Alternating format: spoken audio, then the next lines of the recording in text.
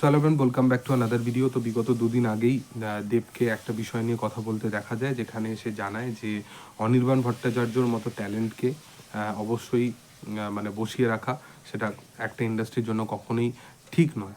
তো অনির্বাণ ভট্টাচার্য লাস্ট কিছু বছরে সে অনেক সিনেমা, অনেক কন্টেন্টের সাথে তাকে আমরা সব সময় কাজ করতে দেখেছি, অনেক মাল্টিপল ক্যারেক্টার তাকে আমরা প্লে করতে দেখেছি। বাট যবে থেকে মোস্টলি এই ফেডারেশন বা ইন্ডাস্ট্রি এই বিষয়টা, যখন এই দ্বন্দ্বটা শুরু হয়, সেখানে অনির্বাণের ভাবনা চিন্তা, তার কথাবার্তা, সেগুলোর সাথে কোথাও গিয়ে ইন্ডাস্ট্রির কিছু মানুষ বা ফেডারেশনের কিছু মানুষ তারা সহমত নয়। তো সেই কারণে সেখানে একটা দ্বন্দ্ব হতে দেখা যায় এবং অনির্বাণ ভট্টাচার্যকে লাস্ট বছর মূলতভাবে রঘু ডাকাত, অথৈ এবং কিছু ওয়েব সিরিজে কাজ করতে দেখা যায়। এবং তারপরে এই কন্ট্রোভার্সিটা যবে থেকে চলে, তারপর থেকে অনির্বাণকে সেরকমভাবে কাজ করতে আর মূলতভাবে দেখা যায় না।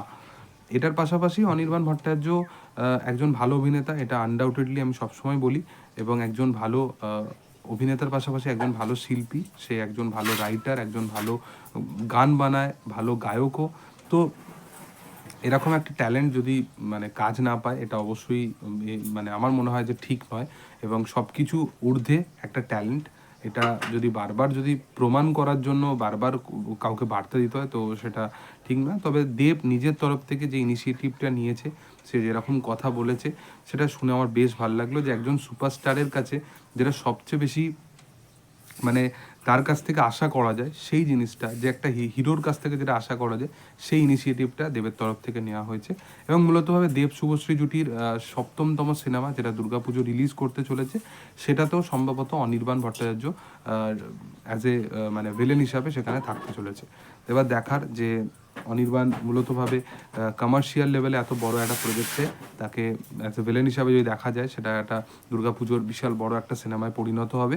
মূলতভাবে জিদ্দার কেউ বলে বিপ্লবী, কেউ বলে ডাকাতের পাশাপাশি এই সিনেমাটা। তো দেবজিৎ এবং এর অপোজিটে বহুরূপী টু, তো মানে যারা সিনেমা দেখার দর্শক, তাদের কাছে একটা বিশাল বড় পাওনা। ইভেন বলিউড থেকে দৃশ্যম 3ও কিন্তু ওই মাসেই রিলিজ। তো দেখার যে সেটা আপকামিং দিনে কী হয়। তো তোমাদের কি বক্তব্য অবশ্যই কমেন্টে জানিও। ভিডিও ভালো লাগলে অবশ্যই লাইক শেয়ার সাবস্ক্রাইব করে দিও এবং পাশে থাকা বেল আইকনটা অবশ্যই প্রেস করে দিও। Thank you all, by.